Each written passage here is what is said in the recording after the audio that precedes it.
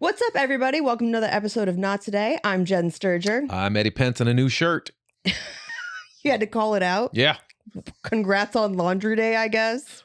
Put a new shirt on for this show. Slow Comedy Festival. San Luis Obispo Comedy Festival. Oh, thanks for clarifying. It's a very I was fun. like, can I apply? Yeah. Can I apply to that? Oh my God. One of the funnest comedy festivals I've ever done. I've heard good things. I've heard good things about that one and Big Sky. Big Sky's fun. I've done Big Sky once. It's co-run by my pal Augie Smith, which is a great festival. If you're in the Montana area, go check out the shows. If you're a comic, submit to it. It's great. Slow's also fun, ran by my friend Mark Fry and Eric Shantz. Submit to that one. I've done this one probably 5 or 6 times. I think it's because like it's a slower town. It's just a college town. It's right up there by Yeah. San Luis Obispo. Yeah, that's what SLO No, means. but I'm thinking, what's the name of the school? I forgot. It's a Cal school. I think it's a Cal State. Who knows? I forget. Anyway, But it's fun. a sleepy town, so It's a like smaller they college show town. up for it. Yeah, They the shows love are so much comedy. fun. Yeah, and it's like bigger theater shows, no? The shows, the satellite shows are, bar shows, a couple theater shows, and then the final show, the Best of the Fest, is in like a 900-seat theater. Nice. It's awesome. So I've done that a couple times, which has been fun. I've never applied to those. I'll do it next That's year. a fun one. You can still apply to Slow. They just open up registration. Just Oh, now. nice. It takes place into February. Put in a good word for I me. will. Oh, God. I hope I'll be okay by the end of February. We'll see. I might be having surgery, so. Oh, no. Oh, yeah. More on that later. Yeah. I forgot about that one. Sorry to break kayfabe, guys.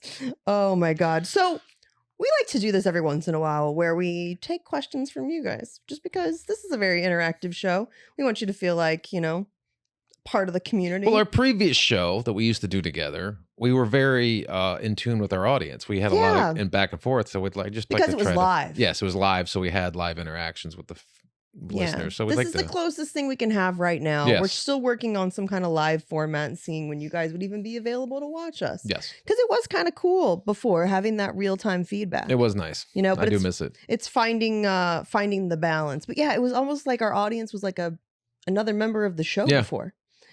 So this is our closest way that we figured out how to do this for you guys. I asked people to submit questions on Instagram. That's typically where I do it. So if you don't follow me on Instagram, follow Eddie on Instagram. We don't know how you fucking got here, but I don't know. I'm glad you're here though. We're glad you're here. And if you want to submit stuff to us, give us a follow on there. And we post questions pretty regularly on there for feedback from you guys. Anyways, these questions really run the gamut today. Yeah. So I'm just warning you, Eddie. Okay, lay them on me. I haven't seen these. I've not There's going to be pre-screened some these. hard left turns. Okay, I like a hard left. Oh, anyways, I'll get right into these. Okay. We'll start you off with an easy one. Who's your favorite NFL team? Oh, Commanders. Football team. How did you Redskins, even become a whatever it Commanders is. fan? I grew up in Northern Virginia. That's it? It was just... Literally 20 minutes from the stadium. Isn't half of that just driving down the driveway to the stadium? Yeah, Because pretty isn't much. it weird to get into that place? Well, see, when I grew up, it was they played in RFK Stadium, which was in Washington D.C. Mhm. proper. Now it's Northwest Stadium, and it's in Landover, Maryland, which is it's like a 45-minute drive from where I used to live. Oh. But from where I grew up, RFK Stadium was a 20-minute drive in D.C. But it was like in the city. Yeah, it's right in the city. So I grew up... My dad was a fan, which made me a fan because he took me to games when I was little. That's child abuse. So yeah, it kind of in the 80s it wasn't. We won 3 Super Bowls. Yeah, but now... No, the now fact it's that you're awful. still there. Now It it's feels terrible. like you're the guy that's like hanging on to the past. No, being we're like, back now. Are We you? got Jaden Daniels. Okay. I'm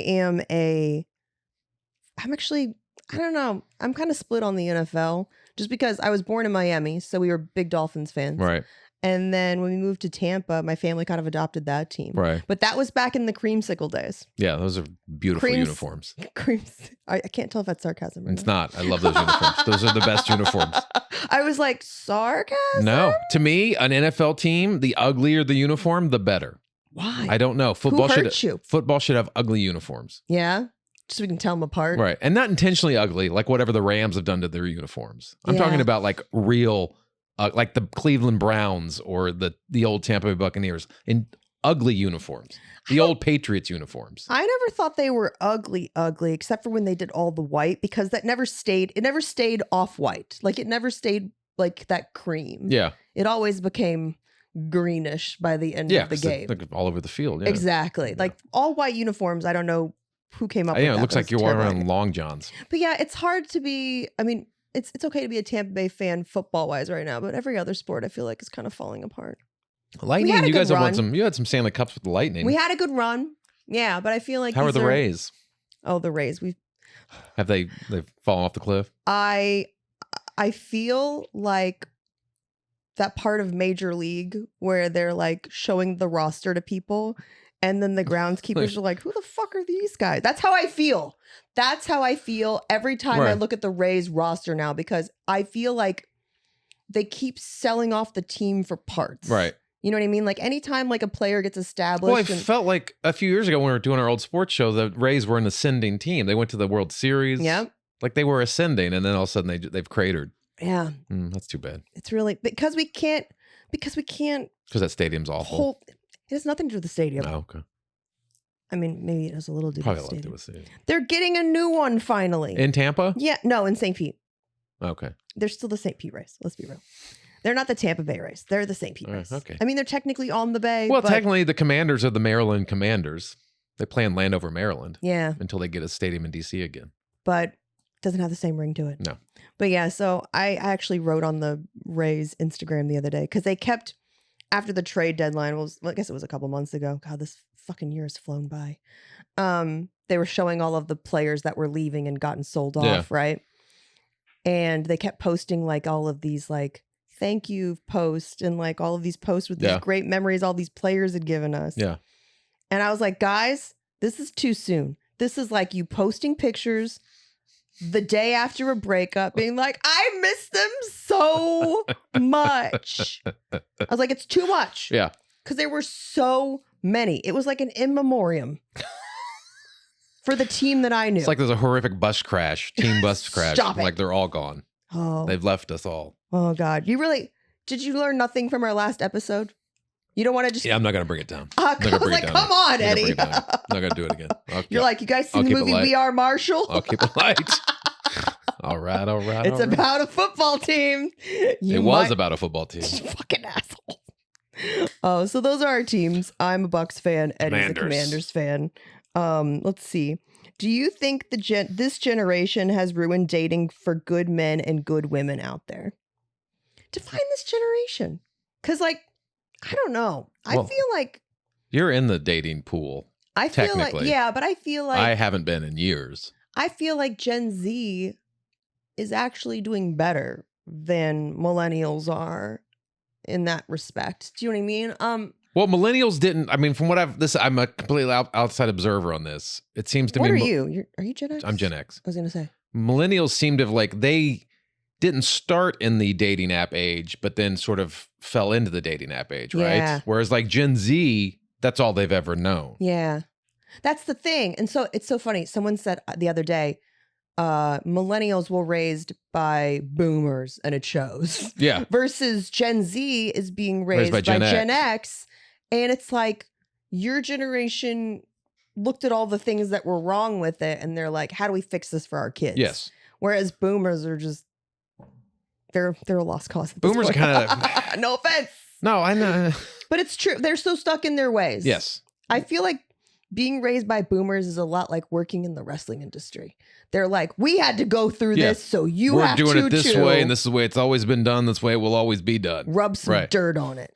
Whereas I feel like you guys... Gen X was, again, we were the first latchkey kids. So we were very independent because we had to be. Mm-hmm. So I think whenever we had a problem, we had to figure out how to solve that problem. Yeah. Or we had to live with that problem. You're like, how can I not eat Cheetos for the third time for dinner this so week? I think we've passed that on to our children. Mm-hmm. It's like, okay, well, these are the issues you're having. So now you have to figure out how to deal with these issues. And it's like, whether it's dealing with a dating app or meeting people or however you deal with it, whatever problems present themselves in your lives, you have to figure out a solution for them instead of just going, that's the way it is. Like, I could tell you right now, the person that probably sent this question is likely a millennial. Yeah. It's just based on the attitude around it. And that's not a knock on you, whoever submitted this question. It's more just, I feel like the younger generation is figuring it out because they're more emotionally in tune versus my generation.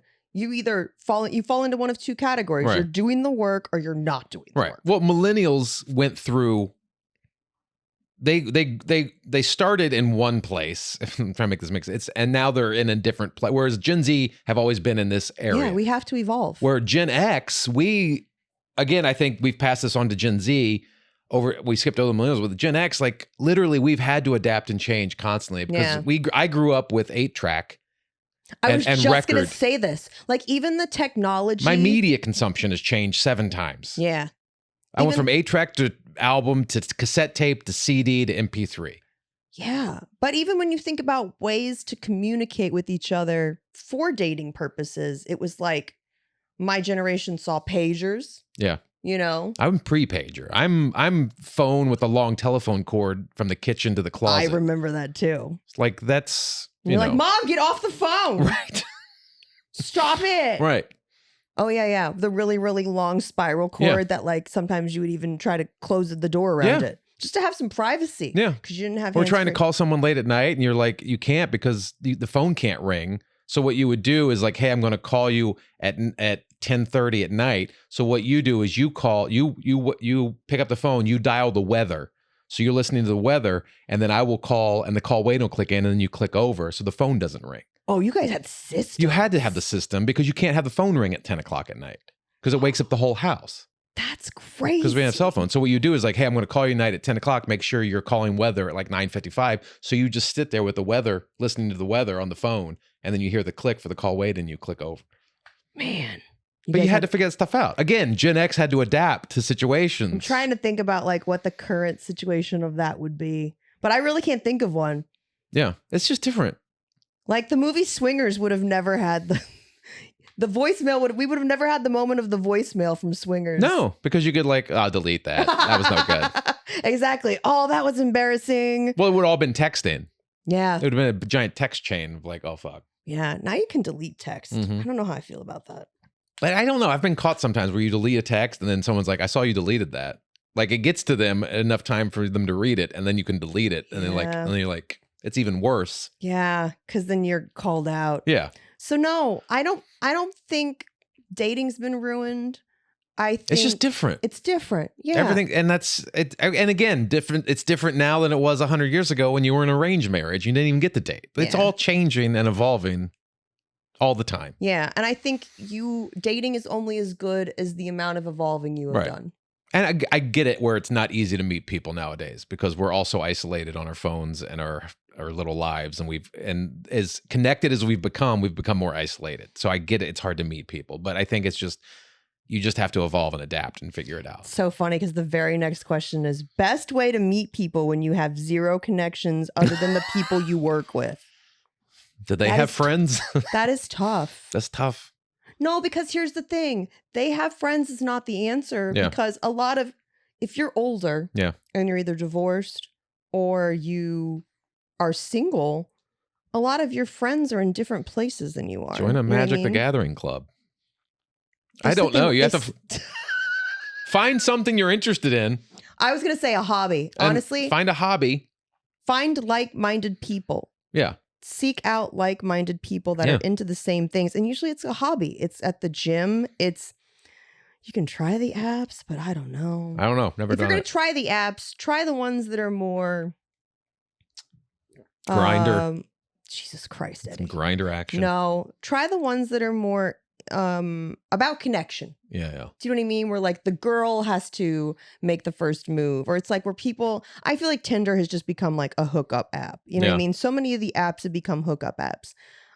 You really want to know people are there for like the right reasons, you know? Right. But again, if you find a hobby where people gather for that hobby, where they're in some sort of social circle, then those are like-minded people. Yeah, like that you're gonna have something in common with. A running club, you know what I mean? Exactly. Where it's like if you have something to bond over. Yeah. And not a gym. Working out is sometimes isolating because people don't want to commute. They don't want to be social. Oh in yeah, a gym don't situation. talk to me at the gym. So like that might if not I'm be looking at you at the gym, I'm not checking you out. Right. I'm like, wow, you're sweaty. I want the equipment that you're right. I'm like, are you done with that, Dick? Exactly. But find something you like to do. Pottery, painting, do a painting class, something. Yeah. Pick up a musical instrument. That's our main thing. Is it's jiu-jitsu. You get to touch people. Jesus Christ. Roll around with them. It's probably other people the same sex. I don't know if that's what you're into. Way to make it weird, Eddie. I'm sorry. Way to make it weird. We're not talking about school shootings. Oh, So all right. I'll flip this. Corn or flour tortillas? flour. Flour? Oh, fuck yeah. Why? I tried doing the corn thing because people were like, oh, it's healthier. I'm like, No. It doesn't roll as well. It doesn't give you that soft bite. I like the flour ones, but the corn ones are obviously, they were better for me for gluten-free purposes. Yeah. But honestly, putting corn in your body after the age of 30, you might as well be just swallowing like. Might as well eating mulch. I was gonna say shrapnel. Yeah. You know, Flour is so much better. It's softer. It has a smushier bite to it. Corn like kind of breaks. I don't know. It doesn't break down. You're Doesn't like, break down. You're like, wow. Corn. Forgot about that. I shit out a disc. How did that happen? A disc of corn? It fucking stayed intact the I whole ate way. a Frisbee? How did it reassemble in my body? You're so dumb. Oh, best advice for college students. I feel like you'd be good at this, Eddie. You're preparing Colton for college. I am prepared. The same advice I gave him for high school is get involved. Get as involved as you can with things, whether it's like an AV club or, if you don't play sports, go and do an intramural sport like flag football or pickup basketball. Just find something where people gather and integrate yourself with people. And I wish I'd done more of that in college. Yes, find your people. Yeah. Because the world is a big place with lots of people that don't want to talk to anybody. Yeah. Like we're all isolated ourselves. We're all isolated. We're all on our phones. So going and finding in-person activities is huge. It's the same thing with trying to find how to date people. It's like find your people and then exist in that community. I think my advice for college students is get all of your mistakes out of the way. So that way you don't make them when you leave. Right. But don't make any mistakes that are going to last you a lifetime. Yeah. Nothing like a felony or anything like that. Or an STD that doesn't go away. Yeah. But experience college. If you're going to go to college, I don't think you have to go to college. I don't think you have to have the college experience to have a good life. But if you go to college, do everything you're supposed to do in college. I will say the college experience changed my life, obviously, because I got discovered there. Yeah. But I think the one thing, I actually go back and I teach college classes now. And I think the one thing that I tell kids to do in college is to find their lane, to find what makes them different and authentic and pursue whatever that is. Yeah. You know what I mean? Like find the thing that like lights you up. Don't choose a major based strictly on the amount of money you're going to make. Don't choose a major or a career path based on what your parents want. No. Like this is your chance to find you. Yeah. And I think the more interested you are in finding yourself in college, you can save yourself so much heartache in your late 20s and early 30s, specifically your early 30s. Because I feel like if you have not gone through figuring yourself out in college, when it catches up to you in your 30s, if you have like that enlightenment, some people never ever have that. And I feel sorry for them just because they're going to always be like victims of life. But my thing that I always preach to kids in college is to find what makes you authentic and find what makes you different. Yeah, find yourself, find out what you like, find out what your interests are and pursue those interests. And again, whatever you're interested in college, it isn't always necessarily what you study in college. No. Honestly. And what you graduate with, whatever degree, that doesn't define who you are for the rest of your life. You can still find out what you want to do with your life in your 20s, 30s, 40s, and I guess I'm hoping in my 50s. Listen, I went to school for criminology and psychology. Right. It doesn't mean who you are. I was going to be a lawyer. Right. I was going to be either a lawyer or a forensic psychologist. And neither of those job opportunities ever came to me because life had other plans for me. Right. But college gives you that chance to take classes outside of your comfort zone, outside of your major, where you discover. Oh yeah, I took a film class. And I loved it. A film history class. I took a class. I mean, I majored in film, but like I took a film and literature class where we had to read the book and then you watch the film based off that book. And that's how I did book reports in high school. Well, you just watched. Do you guys know the ending to the book The Natural is very different from the movie The Natural? Extremely different. I found out the hard way. I found out with a grade. I got called out so hard. Say it ain't so. Jen just watched the movie. But again, I discovered a love of reading in that class. Of like, oh, I never thought I would like enjoy the books better than the films, and so it sent me down a path of like reading books of movies I had liked and enjoying those books better than the film. Like take classes that you don't think you would necessarily be interested in, you'll discover an interest. That's a good idea, Eddie. I like that. Next question. What's the best way to not get comfortable too soon into a new relationship? Ooh, I like this one. That one's all you. I think it is so important that you are constantly learning about who you are and understanding how you function in a relationship.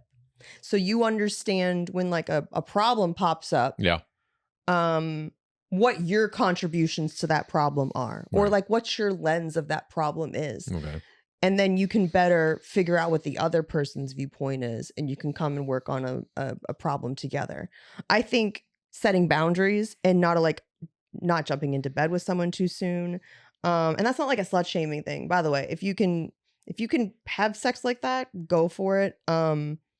I know I'm not that type of person. I can't function that way. I have to very much know someone. Mm-hmm. But not jumping into bed too soon. One, because for girls, it fucks up our hormones. Because guys, when they have sex, they just release testosterone. Yeah. Which is why they're like, okay, thanks, bye. That was great. And girls, exactly. And girls, we release oxytocin, which is like the love thing. Yeah. Which is why like when you hook up with someone, you bond to them, a lot faster as a woman. Like that's just, women need to stop pretending that our hormones are not a factor in our lives and our decision making, because they are. Mm-hmm. And it's just like I said, being aware of all of that, and setting boundaries like in a relationship early on. I also think asking yourself, do I like this person? Yeah. And not, does this person like me? Do you know what I mean? Okay. Like, I think so often we are so consumed with whether or not the other... someone likes you or not. Yeah. Whether like, wait, do I even like this person? Exactly. I always ask, I turn it around and I ask myself, when I find myself like latching on to somebody too tight, I go, do I like this person? But you can even do that when your friend group growing up, like... Same. I hope they like me. Wait, do I even like them? No, right? Ask yourself, do I even like this person? Or are they activating in something in me that just feels familiar? Yeah. Because sometimes when you have like that intense feeling for someone, it doesn't mean it's good. Right. And I think the older I've gotten, I've been like, oh, I don't need to chase butterflies.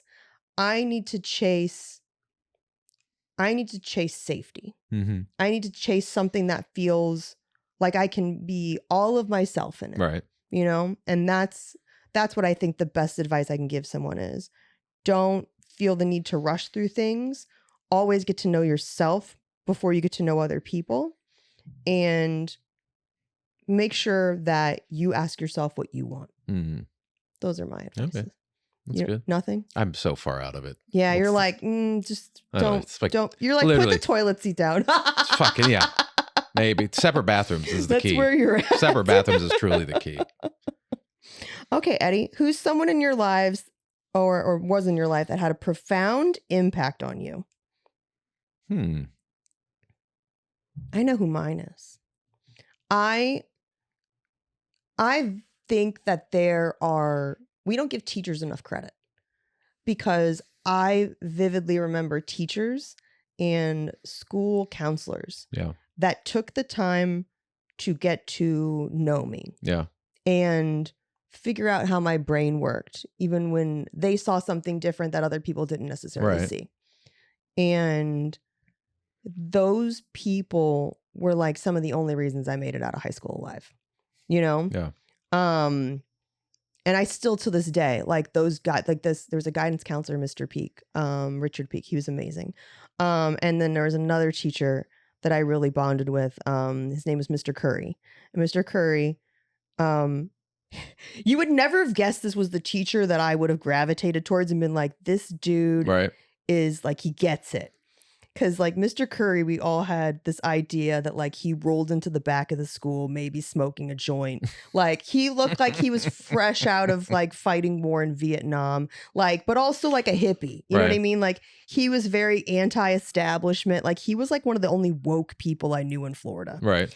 And I loved checking up on him every once in a while because his Facebook posts still bring me back to being in high school and just bring me so much joy, even though he's retired. Right. Which is a bummer because I feel like I can only imagine the stories that everyone has about Mr. Curry because he was just such a badass even back then. Right.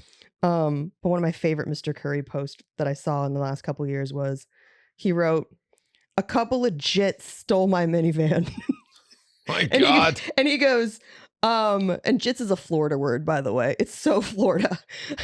And he goes, and you know they're jits because they stole a minivan. He's like, who steals a minivan? Like, you don't steal a minivan. Like, you steal a real car. You light it on fire to hide the body. That's what you do with a minivan. But yeah, I was like, oh, he just had the same sense of humor as me. He got me, you know?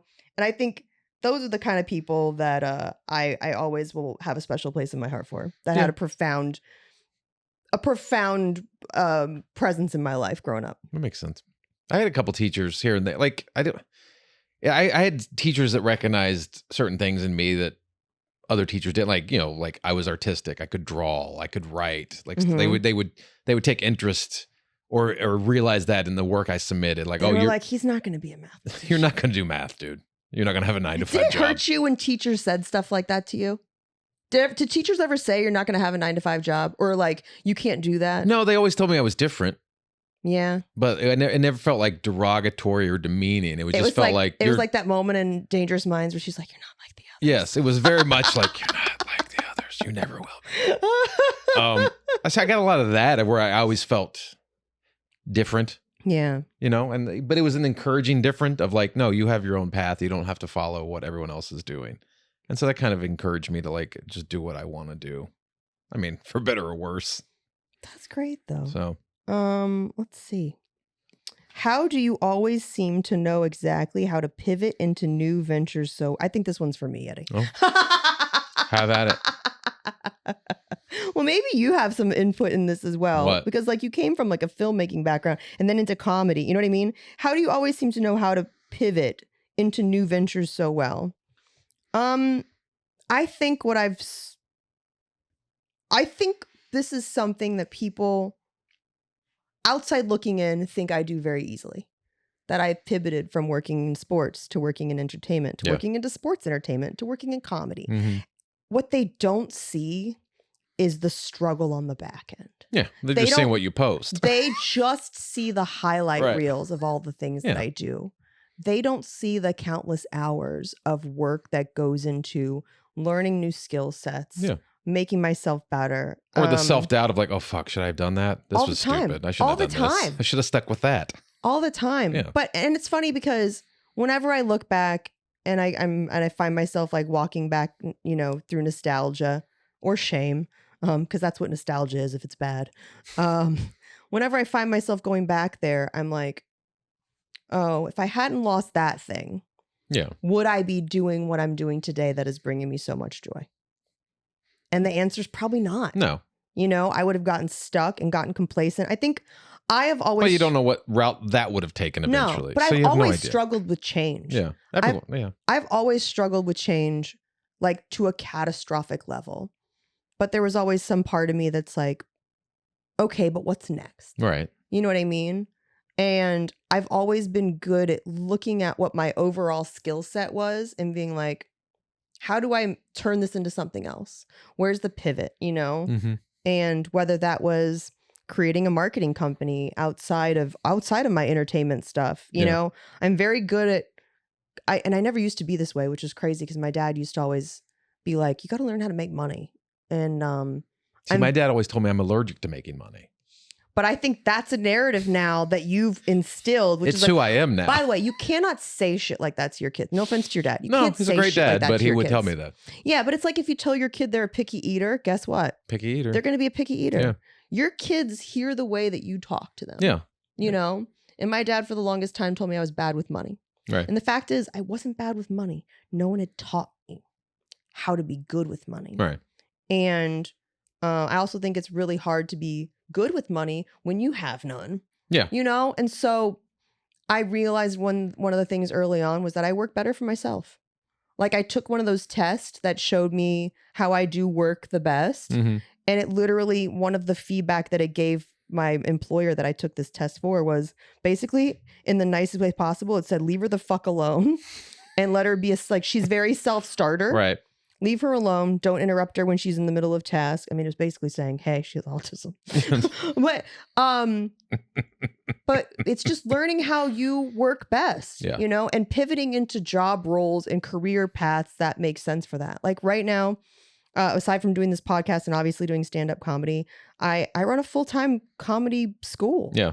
Where I help other women who are just getting started in comedy learn who they are, learn their voice, learn how to write jokes, and learn how to tell their story, because I wish somebody would have done that for me, you know? And I saw a need when I was coming up through comedy. Yeah. Where I was like, there's a void here to be filled. And a lot of the people that were teaching comedy were teaching it the old school way, the boomer way, which is like rub some dirt on it. This is how everything, and it doesn't have to be painful like that. It really doesn't. I mean, don't get me wrong. Comedy's painful. Comedy is painful. It's super painful. But there are ways to go about it to still find the joy in it. Yeah. And I think you do a pretty good job of that too. It's like reminding yourself like, hey, the one show that you do in front of 5 people, you can have just as much fun. Oh, dude, yeah. In front of 5 people as you can if you get 500. If you get to that place in comedy where it's just like, if as long as I'm on the stage, I'm going to have fun. And then that's where you want to get with comedy. If you get up there like, okay, I have to go get laughs, I have to do this, and if you set this agenda of these things you have to accomplish when you're on stage, other than having a good time and entertaining the people you're with, then you're setting so many landmines for yourself that you're gonna step on. Whereas like if you just go up with like, I'm just going to have fun. I'm going to do my bits. If they work, great. If they don't, I'm going to pivot and figure out how to make stuff work. Whatever happens, I'm going to have fun with this group of people. If you set that goal for yourself, that you can't fail in that group, in that mindset. If you set up all like, well, I have to try this joke, and if this joke doesn't work, and I got to try this set, and this has to lead in this, I have to do this callback, and this, then you set up all these landmines that you're eventually going to step on one, and it's going to blow you up. Yeah. It's when you're holding on to something so tight. Yeah. That's the thing is it's like, I think the looser you can be with it and follow where you're being called to, like so often, like you are shown like where you're supposed to be and what you're supposed to be doing, you know? The only time I feel right in this world is when I'm on stage talking to somebody. Yeah. You don't feel right here? No, because I'm still in my head going, oh, fuck, what should I be doing? Should I be doing something else? For podcasting? For everything in life. You do something like this 12 hours a week. I know. I do so much of this, but like the only time I feel like engaged in what like I'm supposed to be doing this is when I'm on stage. See, I look at this as an extension of comedy. Oh, do you? Yes. You know how much material like we mine on a daily basis when we sit down and talk to each other? I get it. But I just feel like I don't feel like I'm serving my purpose unless I am on stage. And I would argue that people like you more when they come to see you because you do this. Probably. And because they get to see all the vulnerable sides of Eddie. And I don't hate doing stuff like that. I enjoy doing this. This is stuff I like to do.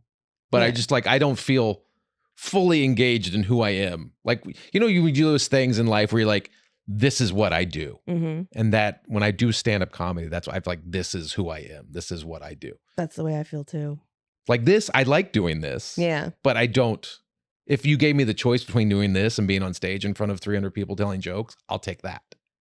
Not to mean I don't like this, but that's what I want to do. See, here's interesting though. I feel like doing stand-up, sometimes there's, especially like with your generation of stand-up, because you've been doing it, what, how many years 25 now? years. That's it? I thought it was 26. Well, 98 I started. So 27, 26. I feel like people that started around your age, most of the comics that are your age right now, they really struggle with like the turn comedy has taken into being a lot more vulnerable. Oh, I think it's great. What? Being vulnerable in comedy. Yeah. And I feel like that's like one of those things that you're doing a lot better than your peers are. Because sometimes when I watch older male comics, I'm just like, oh, they don't get it. Yeah. They're not, they haven't made the jump yet. Yeah. You know? And those are the people, God damn it. Fucking still shaving. But like I was talking with a friend, he's an older comic, much older. He's older than me. He's generation before me. And I was talking to him last week, And he was like, I guess he doesn't really do the road anymore because he's more in the acting stuff now. Mm-hmm. But he's like, so how's it going with comedy? He always asks me, checks up on me with comedies. I was like, how you dealing in this new PC world of comedy? I'm like, I don't have an issue with it. Yeah, I think the only people that struggle with PC stuff are people who haven't given any thought to anyone outside themselves. Right. Do you know what I mean? How are you going to be a good comic if you don't pay attention to the world of what's going on around you? Because comedy in the 60s, I mean, if you go back to vaudeville, comedy in vaudeville is different than comedy was in the 60s and 70s. And comedy in the 70s was different than the 80s. It constantly changes and evolves because comedy is a reflection of the society we're in. And if you can't evolve your comedy to be a reflection of the society you're in, then you're doing comedy for a generation that's past you. Question. Now, because we're putting everything online, do you ever worry about having to apologize for old bits of yours? No, because again, that was done. I don't still do those bits. Those bits that I would consider troubling or bits I wouldn't do anymore. Yeah. I have, like on one of my old albums, I have a couple bits in there. I would never do those again. Yeah. And I look back, I'm like, what the fuck was I thinking? I watched, I was like getting caught up on Hacks last night. And there was an episode about someone made a supercut. Like Gen Z. By the way, Gen Z loves to hold boomers and Gen X accountable. Yeah. Like, and millennials, they just like to make us cry, but they love to hold Gen X accountable. But they love to hold Gen X accountable and be like, look at this thing you did, right? And it's like the thing I did 20 years ago. Yeah, that thing. Yeah, you guys. And it's like I think this younger generation does not know what it's like to be canceled. No, but they don't know what it's like to make mistakes. There will be a generation past them. I was canceled before canceled was a thing, right? That was something that was said on Hacks, like in the episode I watched last night, and I got really. I got kind of teary. I was like, why am I tearing up? And I go, oh, because this feels very real. Right. Where I was like, I was canceled before there was a word for canceled. I was canceled. We only started calling it canceled after it started happening to white men. And when they said that, I was like, interesting. Damn, that is so true. Right. But don't worry, Gen Z will have the generation after them look back at them and go, what the fuck were you guys thinking? It's that it happens to everybody. Age old like, I can't wait till you have kids. But you can't apologize for who you used to be. No. You can only apologize for what you've done in the moment. If you did something wrong in the moment and it's wrong, you fucking apologize for. Something I did 20 years ago? Yeah. That's who I was 20 years ago. That's not who I am now. If you judge me by who I was then, but who I am now, then that's on you for being a prick for holding me accountable for something I did 20 years ago that I've already made amends for. Yeah. I've already changed and evolved past that prick. Yeah, you're not still telling those jokes. I'm not that asshole from 20 years ago that told that stupid joke. I'm this person that realized that's not a good joke anymore. That shouldn't be made fun of anymore. And now I've evolved into this person. So congratulate me on the work I've done on myself and stop being a prick for holding me accountable for something that was done 2 decades ago. Yeah. That's on you. It's so funny. One of the girls that I work with, she has a pretty big internet presence, and she's constantly being like, we can't say that anymore, or we can't do this anymore. We can't do this. And I go, and that's why you can't do crowd work. Right. I go, you are so scared of saying the wrong thing that you aren't living on stage. Right. You're too worried about what you can't do or what you used to could do instead about what you can do now. Just listen, say like when you do crowd work, you have to be like, let that subconscious voice of yours come out. Like the crowd work voice is is the kid in the back of the car that was saying fucked up shit to your parents. Yeah. It needs to have no filter on it. You can do crowd work and be honest and be funny without being racist, sexist, and mean. Tell that to some of the men I did a show with the other night. But you can do that. And to me, that's the better crowd work, doing the honest, funny crowd work without going to an old low-hanging fruit fucking that's some racist trope or sexist thing that happened that would have been appropriate in the 1980s. Yeah. You can do something now that's better. I played for an audience though, Eddie, that was like, they wanted that. There's always those audiences. And I was like, shit. I'm not giving that Don't give it to them. I'm going to educate you. Yeah. I'm going to drag them kicking and screaming. Yeah. Into basically what I did. It's basically what I did, you know? And then when they didn't cooperate, I was like, all right, you guys asked for this. And then I did crowd work and they were like, no, bring back the jokes. Right. It's just like you can. Because I was enjoying it a lot. Who wants to live? Why would you want to live in the headspace like, I can't do this anymore? Like, who wants to live in that? Find out what you can do and make that, or do something new that's never been done before. Why do you want to do the old shit all the time? I think the whole concept is this entire episode is this is how you pivot. This is how you pivot. this is how things have changed. This is how things get better. And it's learning how to pivot in all aspects of life. Yeah. Because like if you don't change. Evolve or die. Yeah. That's your new shirt. Evolve or die. We need merch for this show. Eddie, is it that time? Oh, is it? Yes. Oh, it is. Me too.